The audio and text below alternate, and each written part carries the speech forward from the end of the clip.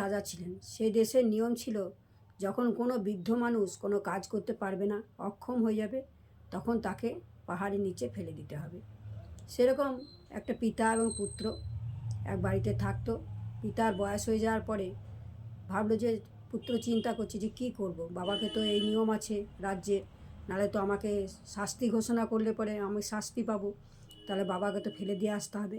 কারণ বাবাকে কাঁধে করে নিয়ে যেই পাহাড়ে ফেলতে যাবে, এর মনটি কেঁদে উঠলো, পারলো না বাবাকে ফেলতে, খুব কষ্ট হলো। ভাবলো যে না, বাবাকে ফেলবো না, বাবাকে আমি ঘরের মধ্যে লুকিয়ে রাখবো যাতে রাজার কানে না পৌঁছায়।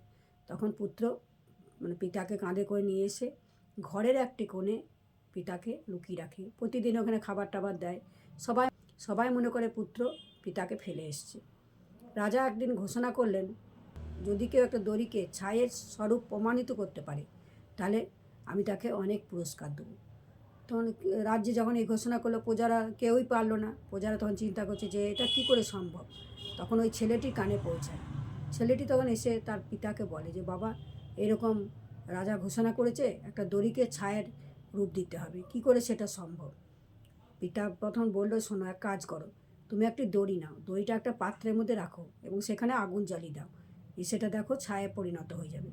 পুত্র তাই করলো, দড়ি নিল, দড়ি নিয়ে আগুন জ্বালিয়ে দিল। যখন দড়িটি পুড়ে গেল, সেই আকৃতিটা পুরো ছায়ের মতনই হয়ে গেল। সেইটি নিয়ে রাজার কাছে গেল। রাজা তো দেখে খুব খুশি, বললো, বাহ, খুব সুন্দর, তুমি তো এটা বেশ করে দেখাতে পারলে, না, তোমাকে আমি পুরস্কৃত করলাম। তো রাজা তখন পুরস্কৃত করলো।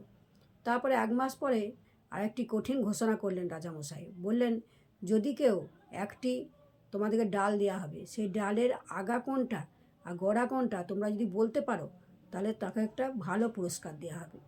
তখন প্রজারা শুনে বললো, সেটা কি করে সম্ভব, প্রজারা তো কেউই পারলো না করতে। তখন সেই ছেলেটির কানে পৌঁছায়। ছেলেটি তখন সেই ডালটি নিয়ে গিয়ে বাবার কাছে নিয়ে যায়। বাবাকে নিয়ে গিয়ে বলে যে, বাবা দেখো, রাজা এই ঘোষণা করেছে, এই ডালটির দুদিকেই সমান, কিন্তু কি করে বুঝবো যে কোনটা আগা আর কোনটা গোড়া। তখন ছেলেটির বাবা বললো, শোনো, এক কাজ করো, এই যে ডালটিকে নিয়ে একটি জলের মধ্যে ফেলে দাও, যে দিকটা ডুবে যাবে সেই দিকটা গোড়া, আর যে দিকটা ভেসে থাকবে সেদিকটা আগা।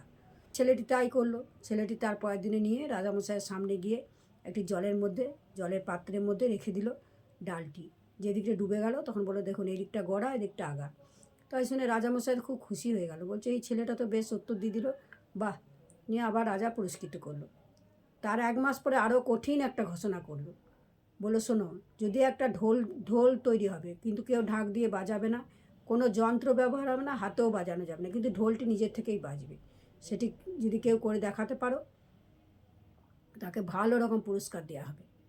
ছেলেটির কানে এটি পৌঁছায়। প্রজারা তো কেউ পারলো না। ছেলেটি তখন ও বৃদ্ধ পিতার কাছে যায়, গিয়ে বলে যে, বাবা, রাজামশাই ঘোষণা করেছে একটি ঢোল, তাতে কেউ হাত দিয়েও বাজাবে না, কোনো যন্ত্র দিয়েও বাজবে না, ঢোলটি নিজের থেকেই বাজবে, সেটা কি করে সম্ভব। বাবা বলল, তুমি এক কাজ করো, শোনো, তুমি একটি ঢোল তৈরি করো, ঢোলটির ভিতরে কিছু মৌচাকের চাক ঢুকিয়ে দাও। দেখবে মৌচাকের চাক ঢুকিয়ে দিলে, যখন মৌচাকগুলো ঢুকিয়ে দেবে, তখন দেখবে মৌচাকগুলো নিচে যখন ছটপট ছটপট করবে, তখন ঢোলটি নিজের থেকেই বাজবে। ছেলেটি তার পরের দিনে রাজামশাইয়ের কাছে গেল, গিয়ে বললো যে, রাজামশাই, আমি দেখেন এটা নিয়ে এসেছি। রাজামশাই যখন হাত দিয়ে নাড়াতে গেল, তখন দেখছি যে হ্যাঁ, নড়ে উঠেছে।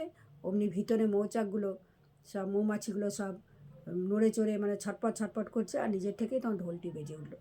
তখন রাজামশাই চিন্তা করলো, বাহ, এ তো ভালো বুদ্ধি। তখন বললো যে, এই বুদ্ধি তুমি, তখন রাজামশাই ছেলেটিকে জিজ্ঞেস করলো, আচ্ছা, যে কাজ কেউ পারলো না, সেই কাজ তুমি কি করে সম্ভব করলে। তখন ছেলেটি উত্তর দিচ্ছে, এটা আমার বুদ্ধি নয়, এটা আমার বৃদ্ধ পিতার বুদ্ধি। বলছে, বৃদ্ধ পিতা, তোমার পিতাকে তো তুমি ফেলে দিয়ে এসছো। বলছে, না রাজামশাই, আমি আমার পিতাকে ফেলে দিয়ে আসিনি, আমার পিতা ঘরের মধ্যেই আমি রেখে দিয়েছি, পিতাকে আমি ফেলতে পারিনি, আমার খুব কষ্ট হয়েছে, সেই বৃদ্ধ পিতা আমাকে উত্তর দিয়েছে। তখন রাজামশাই শুনে খুব খুশি হলো। তাই বলছে, অভিজ্ঞতা মানুষের অনেক দাম, কেউ উত্তর দিতে পারলো না, দেখো সেটা তোমার বৃদ্ধ পিতা কেমন উত্তর দিল। তাই বয়স্ক মানুষদের সম্মান করুন। বয়স্ক যারা আছে তাদের কথা সবসময় শুনতে হয়। যারা অভিজ্ঞ মানুষের কথা সবসময় শুনলে সেটা ভালোই হয়। গল্প থেকে আমরা এটা শিক্ষা পাই, অভিজ্ঞতা হচ্ছে অমূল্য।